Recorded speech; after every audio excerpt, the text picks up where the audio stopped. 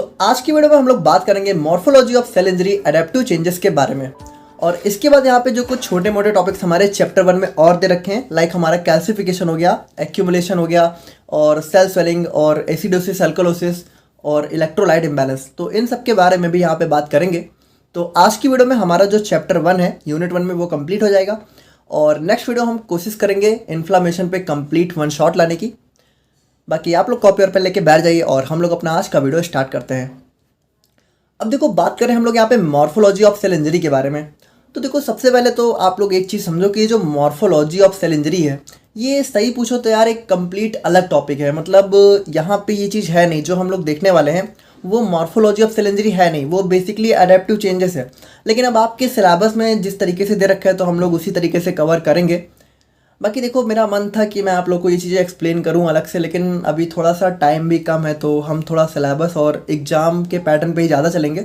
बाकी एग्जाम में अगर ये क्वेश्चन आया तो आप लोग को इसी तरीके से लिखना है। बेसिकली एडेप्टिव चेंजेस के नाम से ही क्वेश्चन आता है, कभी कभी मॉर्फोलॉजी भी पूछ लेंगे, तो आपको वही सारी चीज़ें लिखनी है। तो यहाँ पे देखो, हम लोगों ने अपने फर्स्ट लेक्चर में ही देखा था कि जो सेल इंजरी है, तो सेल इंजरी होने के बाद सेल यहाँ पे 2 स्टेट में जाती है। या तो मतलब अगर सेल को कोई भी डैमेज होता है तो या तो सेल इंजर्ड हो जाती है ना, और या फिर क्या करती है कि सबसे पहले अपने आप को अडेप्ट करती है। अडेप्टेशन का क्या मतलब होता है कि सेल अपने आप को जो है, अगर मान लो सेल के ऊपर कोई स्ट्रेस लग रहा है, यानी हम लोग सेल के ऊपर कोई भी दबाव लग रहा है किसी भी तरीके से, तो सबसे पहले सेल अपने आप को अडेप्ट करने की कोशिश करती है, यानी उस दबाव या फिर उस स्ट्रेस के हिसाब से अपने आप को ढालने की कोशिश करती है। और जब उससे अडेप्टेशन नहीं होता है तब वो सेल इंजरी के केस में जाती है। अब देखो, ये सारी चीज़ें अगर नहीं समझ में आ रही है तो सबसे पहले पहला लेक्चर देख लेना। तो यहाँ पे आज हम लोग यही देखेंगे कि जो अडेप्टेशन होता है सेल का, तो किस किस तरीके से सेल अपने आप को अडेप्ट करती है, यानी कौन कौन से अडेप्टिव चेंजेस अपने अंदर सेल लाती है जब उसके ऊपर कोई हल्का बहुत यहाँ पे प्रेशर पड़ता है। तो यहाँ पे adaptive changes are the adjustments which the cell make in response to stress, यानी स्ट्रेस जब पड़ता है तो उसके रिस्पॉन्स में जो भी एडजस्टमेंट करती है वही होता है adaptive changes. These changes can be physiological as well as pathological. देखो, यहाँ पे एक चीज़ समझना होगा कि जो अभी हम लोग जितने भी चेंजेस देखने वाले हैं ये फिजियोलॉजिकल भी हो सकते हैं, यानी ऐसा भी हो सकता है कि ये हमारी बॉडी की नॉर्मल फंक्शनिंग के लिए हो, है ना। हमारी बॉडी में कभी कभी कुछ चीज़ों की ज़रूरत पड़ती है, तो हो सकता है कि ये जो चेंजेस हैं ये हमारी बॉडी के लिए हो, या फिर हो सकता है पैथोलॉजिकल हो, यानी हो सकता है कि हमें कोई बीमारी हो या फिर हमें सच में कोई डिजीज हो गई हो, उसके रिस्पॉन्स में ये अडेप्टेशन हो। तो ये दोनों तरीके से हो सकता है। Now, adaptive changes are generally related to change in size, shape and type of cell. देखो, अडेप्टिव चेंजेस में होता क्या है, जैसे सेल अपने आप को अडेप्ट कर रही है तो इसमें क्या होगा कि जो हमारा सेल है या तो वो अपना टाइप चेंज कर लेगा, या तो अपना साइज चेंज कर लेगा, या तो अपना जो है शेप चेंज कर लेगा। तो यही सारी चीज़ें होती हैं बेसिकली अडेप्टेशन के अंदर। तो अभी जब हम लोग इसके टाइप देखेंगे तब आप लोग को चीज़ें समझ में आ जाएंगी।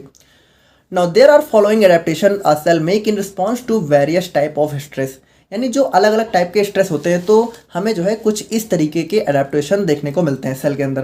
पहला होता है एट्रोफी, और दूसरा होता है हाइपरट्रोफी, थर्ड होता है हाइपरप्लेसिया, फिर आता है हमारा मेटाप्लेसिया, और एट लास्ट में होता है हमारा यहाँ पे डिस्प्लेसिया। अब सबसे पहले हम लोग बात करते हैं अपने एट्रोफी के बारे में। तो देखो, यहाँ पे एट्रोफी क्या होता है। Atrophy is defined as decrease in size of cell, यानी देखो यहाँ पे क्या होता है, जो हमारी सेल की साइज है, देखो बहुत ही सिंपल है, बाकी ये सारी चीज़ें तो बात की हैं, मेन इसका कंसेप्ट यही है कि जो एट्रोफी है इसमें क्या होगा, जो हमारी सेल है ना इसका साइज छोटा हो जाएगा। सिंपल है, देखो यहाँ पे नॉर्मल आप लोगों को थोड़ी बड़ी दिख रही है, और एट्रोफी केस में क्या होगा, थोड़ा सा इसका साइज यहाँ पे छोटा हो गया। Now, if atrophy takes place in enough number of an organ cell, then the complete organ gets smaller.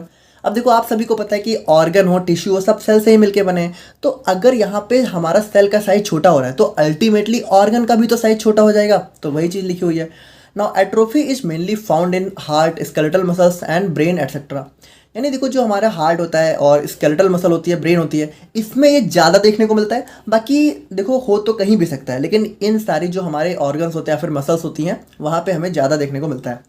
Now it can be either physiological or pathological. तो हम लोगों ने ऑलरेडी देख रखा है कि जो हमारे जितने भी अडेप्टिव चेंजेस हैं, जितने भी हम लोग देखने वाले हैं, वो फिजियोलॉजिकल भी हो सकते हैं, यानी हो सकता है हमारी बॉडी के नॉर्मल फंक्शन के लिए हो, या फिर पैथोलॉजिकल भी हो सकता है, यानी डिजीज के रिस्पॉन्स में हो। तो अब बात करें हम लोग यहाँ पे हाइपरट्रॉफी के बारे में। तो hypertrophy is defined as increase in size of cell. देखो बहुत ही सिंपल है, एट्रोफी क्या था, डिक्रीज, और यहाँ पे क्या हो रहा है, इंक्रीज। तो यहाँ पे हमारी नॉर्मल सेल है और उसका साइज क्या हुआ, बड़ा हो गया, तो हाइपरट्रॉफी हो गई। अब अगर हाइपरट्रॉफी हमारे जो है बहुत सारे सेल्स में हो रही है तो यहाँ पे क्या होगा, कंप्लीट ऑर्गन का साइज बड़ा हो जाएगा। बहुत ही सिंपल है, और it's generally occurred due to increased functional demand.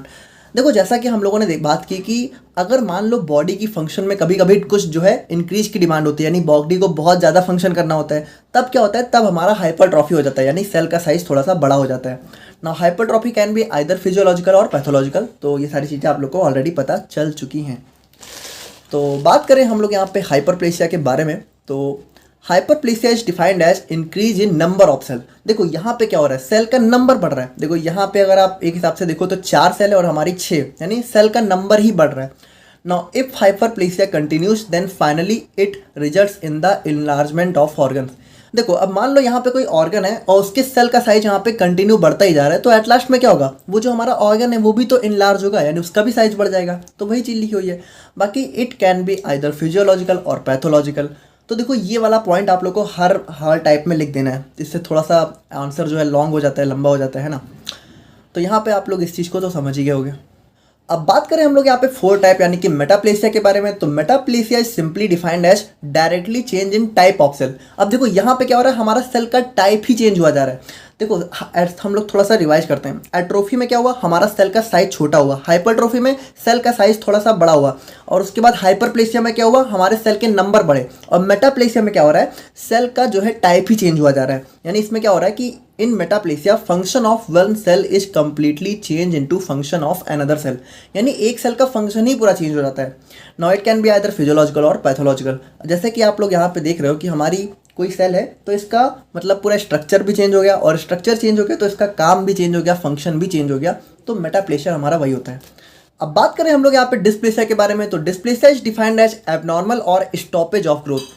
अब देखो एक चीज़ आप लोग समझना, जैसे कोई भी जो सेल होती है तो वहाँ पे देखो जो सेल का एक फाइनल शेप होता है, तो वो यहाँ पे कुछ स्टेजेस में होता है। यानी सबसे पहले देखो कोई भी सेल हमारी एक जर्म सेल से प्रोड्यूस होती है, यानी सबसे पहले हमारी जर्म सेल होती है, जिसके बाद क्या होता है कि इसका देखो थोड़ा सा ग्रोथ होता है, यानी इसका साइज बढ़ता है, और बढ़ते बढ़ते एट लास्ट में हमारी फाइनल सेल जो है तैयार होती है। तो जो हमारे डिस्प्लेसिया है इसमें क्या होता है, या तो जो वो ग्रोथ हो रही है वो तो एबनॉर्मल हो जाती है, यानी कि नॉर्मल नहीं होती है, या फिर ग्रोथ ही स्टॉप हो जाती है। जैसे अगर इस वाले एग्जांपल में आप लोग देखो तो हमारी जो सेल है वो इसका साइज यहाँ पे बढ़ ही नहीं रहा है, यानी कोई भी ग्रोथ नहीं है। यहाँ पे देखो हमारा पहले स्टेज में भी वही सेल है और लास्ट स्टेज में भी वही सेल है, जबकि यहाँ पे देखो क्या हो रहा है, हमारा नॉर्मल फंक्शन में क्या होता है, हमारी सेल की ग्रोथ होती है। तो यहाँ पे डिस्प्लेसिया में वही चीज़ है। When the growth of cell is stop and its shape and size remain constant as per germ cell, then it is called dysplasia. देखो यहाँ पे कोई भी सेल हमारी जर्म सेल होती है स्टार्टिंग में, और उसके बाद यहाँ पे डेवलप होते होते बहुत डिफरेंट टाइप के सेल में ट्रांसफॉर्म होती है। तो यहाँ पे क्या होता है कि हमारी जर्म सेल जो है उसकी ग्रोथ ही नहीं होती है, वही होता है हमारा dysplasia. Now it can be either physiological or pathological, यानी जैसा कि हमें पता ही है फिजियोलॉजिकल भी हो सकता है, पैथोलॉजिकल भी हो सकता है। तो अब हम लोग यहाँ पे अपने कुछ छोटे मोटे टॉपिक्स के बारे में बात कर लेते हैं। अब देखो ये जितने भी टॉपिक्स हैं हमारे साथ, सेल स्वेलिंग हो गया, एक्यूमुलेशन हो गया, कैल्सिफिकेशन हो गया, ये सब ज़्यादातर आपके 2 नंबर में ही पूछे जाते हैं। बहुत रेयर चांस में ही होता है कि ये आपके जो है थोड़ा सा लॉन्ग या फिर शॉर्ट क्वेश्चन में पूछते हैं। तो इसको हम लोग यहाँ पे 2 नंबर के हिसाब से ही देखेंगे। बाकी बात करें हम लोग यहाँ पे सेल स्वेलिंग के बारे में, तो cell swelling is simply defined as accumulation of water. देखो स्वेलिंग का मतलब क्या होता है, देखो स्वेल का मतलब होता है थोड़ा सा किसी चीज़ का फूल जाना। तो जो हमारी सेल है अगर उसके अंदर वाटर का अमाउंट बहुत ज़्यादा बढ़ गया, यानी वाटर उसके अंदर बढ़ता ही जा रहा है, तो क्या होगा, सेल हमारी स्वेल हो जाएगी। तो उसी को हम लोग सेल स्वेलिंग बोलते हैं। अब वाटर देखो बढ़ता कैसे है, cell swelling is generally occurred due to disbalance in the function of sodium potassium pump. अब अगर आप लोगों ने यहाँ पे हमारा जो है 3rd वाला लेक्चर देखा है, लास्ट वाला, तो हम लोगों ने उसमें बहुत अच्छे से डिस्कस कर लिया है कि जो हमारा सोडियम पोटेशियम पंप है अगर वो ख़राब हुआ तो क्या होगा, हमारा जो सोडियम है वो क्या होगा, सेल के अंदर भरना चालू हो जाएगा। और सोडियम अगर भरना चालू हुआ तो सोडियम जो है वाटर के प्रति उसकी एफिनिटी, यानी वाटर की तरफ जो है हमारा सोडियम बहुत ज़्यादा आप कह सकते हो अट्रैक्टेड होता है। तो अगर सोडियम आ रहा है सेल के अंदर तो वो वाटर को भी अपने साथ पीछे पीछे लेता आएगा, और एट लास्ट में क्या होगा, अल्टीमेटली हमारे सेल के अंदर वाटर बहुत ज़्यादा भर जाएगा। तो cell swelling is generally caused by high fever, burns or due to any chemical or bacterial agent, यानी ये जो है इन सब रीजन्स की वजह से हो सकता है। Generally cell swelling results in the increase of size and weight of the organ. अब देखो जैसे सेल स्वेलिंग में क्या हो रहा है, सेल हमारी फूल रही है, यानी सेल का साइज थोड़ा बढ़ रहा है, तो जैसे जैसे सेल का साइज बढ़ रहा है वैसे वैसे ऑर्गन का भी तो साइज और वेट बढ़ता जाएगा। Now the swelling of cell is reversible. अब देखो जो हमारा सेल स्वेलिंग है ये एक रिवर्सिबल प्रोसेस है, यानी कि अगर सोडियम पोटेशियम पंप सही हो जाए और हमारा जो Na है उसका हमारे सेल से जो है आउटफ्लक्स चालू हो जाए नॉर्मल, तो हमारी सेल स्वेलिंग दोबारा से सही हो सकती है। अब देखो इसको हम लोग थोड़ा सा एक फ्लो चार्ट से समझें तो अल्टीमेटली देखो एटीपी ही हमारा जैसे कम होता है वैसे क्या होता है, हमारा सोडियम पोटेशियम पंप की एक्टिविटी भी लो हो जाती है। देखो एटीपी लो कैसे होता है, एटीपी लो होता है हमारा यहाँ पे हाइपोक्सिया वगैरह की वजह से। तो एटीपी लो हुआ तो सोडियम पोटेशियम पंप लो हुआ, सोडियम पोटेशियम पंप लो हुआ तो क्या हुआ, हमारा जो Na+ है वो यहाँ पे इसी के थ्रू बाहर जा रहा था, तो अब जो है सेल से बाहर ही नहीं जा पा रहा है। देखो अगर ये चीज़ें नहीं समझ में आ रही तो पहले पिछला वाला लेक्चर देख लेना। तो यहाँ पे क्या होगा, सोडियम हमारा सेल के अंदर भरना चालू हो जाएगा, और सोडियम भरा तो वाटर भरा, और वाटर भरा तो क्या हुआ, सेल स्वेलिंग हो गई। तो बहुत ही सिंपल है, आई होप कि समझ गए होगे। अब बात करें हम लोग यहाँ पे इंट्रासेल्युलर एक्यूमुलेशन के बारे में, तो intracellular accumulation is simply defined as accumulation of abnormal substances that can temporarily और permanently damage a cell। देखो एक्यूमुलेशन का मतलब आप लोग समझते हो, एक्यूमुलेशन का मतलब होता है किसी चीज़ का इकट्ठा हो जाना, यानी कोई चीज़ अगर कहीं पे इकट्ठा हो रही है तो उसको हम लोग बोलते हैं एक्यूमुलेट होना। तो यहाँ पे सेल के अंदर एक्यूमुलेशन का क्या मतलब है कि सेल के अंदर जब बहुत एबनॉर्मल चीज़ है जिसकी सेल को ज़रूरत भी नहीं है, अगर वो चीज़ें इकट्ठा होती जा रही है तो उसको हम बोलते हैं इंट्रासेल्युलर एक्यूमुलेशन। अब ये हमारी सेल को जिस चीज़ की ज़रूरत नहीं है अगर वो सेल के अंदर भरना चालू हुई तो सेल क्या होगा, डैमेज ही होगी।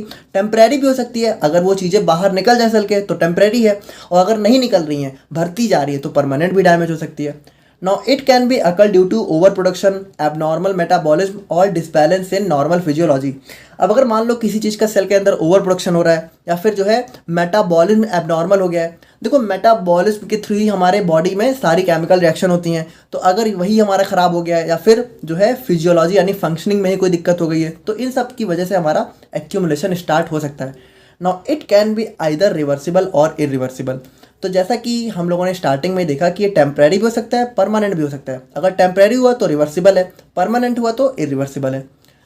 अब बात करें हम लोग यहाँ पे कैल्सिफिकेशन के बारे में, तो calcification is defined as accumulation of calcium in body tissues. यानी कि देखो कैल्सिफिकेशन में क्या होगा, सिंपल है कि हमारा जो बॉडी टिश्यू है, कोई भी बॉडी टिश्यू हो सकता है, तो उसमें कैल्शियम अगर बहुत ज़्यादा बढ़ता जा रहा है तो उसको हम लोग कैल्सिफिकेशन बोलते हैं। अब देखो it normally occurs in the formation of bone but abnormal deposition of और buildup of calcium can disturb body's natural process. देखो आप लोग को पता है कि जो हमारी बोन होती है उसमें कैल्शियम बहुत ज़्यादा अमाउंट में देखने को मिलता है। तो देखो नॉर्मली हमारा कैल्सिफिकेशन होता है बोन्स के अंदर, उसकी कोई दिक्कत नहीं है, लेकिन कभी कभी क्या होता है एबनॉर्मल डिपोजिशन, यानी एबनॉर्मली हमारा कैल्शियम इकट्ठा होना चालू हो जाता है। तो अगर एबनॉर्मल हुआ तो देखो कैल्शियम हमारी बॉडी के लिए बहुत अच्छी चीज़ नहीं होती है, हमारी सेल के लिए बिल्कुल भी अच्छी नहीं होती है, हम लोगों ने ऑलरेडी देख रखा है। तो अल्टीमेटली हमारी बॉडी के लिए भी ज़्यादा अच्छी चीज़ नहीं होती है, एक लिमिट में रहे तो ही अच्छा है। अगर लिमिट से ज़्यादा हो जाता है तो हमारी बॉडी के जो भी प्रोसेस होते हैं उनको बहुत ज़्यादा यहाँ पे डिस्टर्ब कर देता है। Now calcification can be occur almost in every part of body and eventually leads to health problems। यानी ये हमारे बॉडी के किसी भी पार्ट में हो सकता है और एट लास्ट में क्या करेगा, हेल्थ को प्रॉब्लम मतलब बहुत सारी हेल्थ प्रॉब्लम्स यहाँ पे क्रिएट करने चालू कर देता है। Now it can be occur due to hypercalcemia, calcium metabolic disorders और calcium rich diet। यानी कि देखो हाइपर कैल्सीमिया क्या होता है कि हाइपर कैल्सीमिया एक आप कह सकते हो कि डिजीज होती है जिसमें कैल्शियम हमारा बहुत ज़्यादा बढ़ना चालू हो जाता है, तो हाइपर कैल्सीमिया के थ्रू भी हो सकता है। और यहाँ पे अगर मान लो कैल्शियम मेटाबॉलिक डिसऑर्डर हो गए, यानी कैल्शियम का मेटाबॉलिज्म भी नहीं हो रहा है तो भी हो सकता है। या फिर अगर हम लोग बहुत ज़्यादा कैल्शियम रिच डाइट खा रहे हैं, यानी ऐसी डाइट खा रहे हैं जिसमें कैल्शियम भरा पड़ा है, तो भी हो सकता है। अब बात करें हम लोग यहाँ पे अपने एंजाइम लीकेज या फिर सेल डेथ के बारे में, तो हम लोग को जैसा कि पता है जो हमारा लाइसोसोम होता है सेल के अंदर, उसके अंदर बहुत सारे हाइड्रोलिटिक एंजाइम्स फुलफिल होते हैं, यानी बहुत खतरनाक एंजाइम होते हैं। These enzymes are so much destructive that it can instantly destroy the whole cell, hence they are safely packed inside lysosomal membranes. देखो जो हमारी लाइसोसोम होते हैं उनके अंदर बहुत सारे डिस्ट्रक्टिव या फिर कह सकते हो हाइड्रोलिटिक एंजाइम्स होते हैं, तो वो बहुत खतरनाक होते हैं। मतलब वो अगर बाहर आए तो सेल तुरंत खत्म हो जाती है, तो वो यहाँ पे लाइसोसोम की मेम्ब्रेन के अंदर पैक रहते हैं।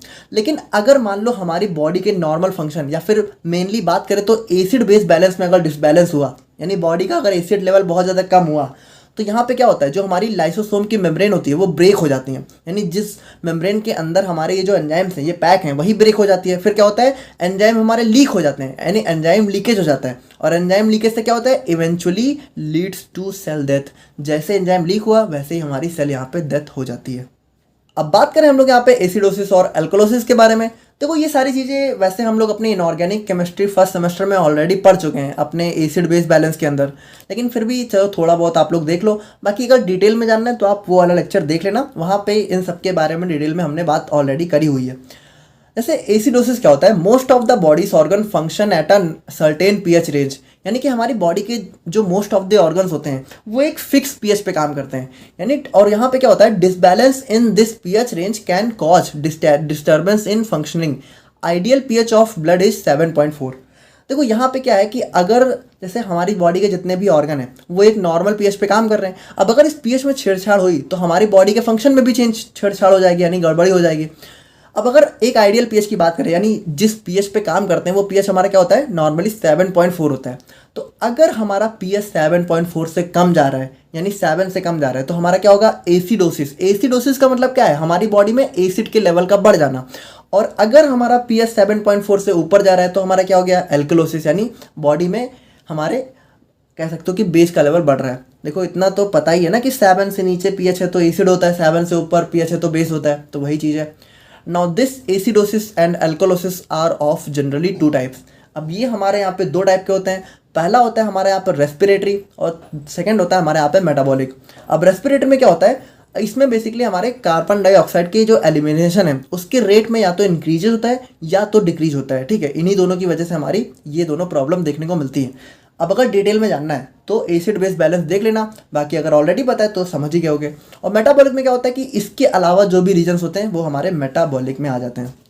और फाइनली बात करें हम लोग यहाँ पे अपने इलेक्ट्रोलाइट इम्बैलेंस के बारे में, तो देखो ये सारी चीज़ें हम लोग ऑलरेडी अपने इनऑर्गेनिक केमिस्ट्री में बहुत अच्छे से पढ़ चुके हैं। इलेक्ट्रोलाइट आप लोग को पता ही है, blood stream contains many chemicals that are very essential for normal body functions. Electrolytes are one of them.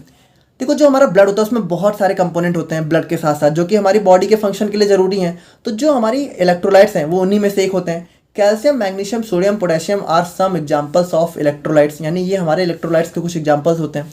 वैसे तो बेसिकली देखा जाए तो ये हमारे फिजियोलॉजिकल आयंस होते हैं, ना कि इलेक्ट्रोलाइट, बट नॉर्मली हम लोग बोल देते हैं।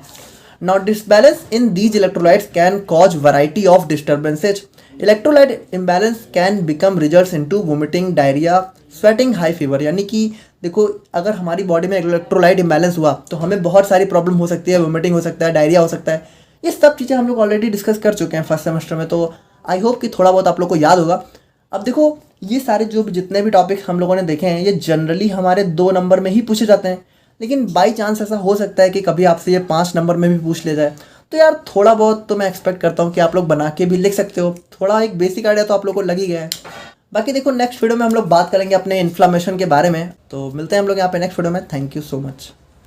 I know you told your friend you're not okay. Tell me what's wrong.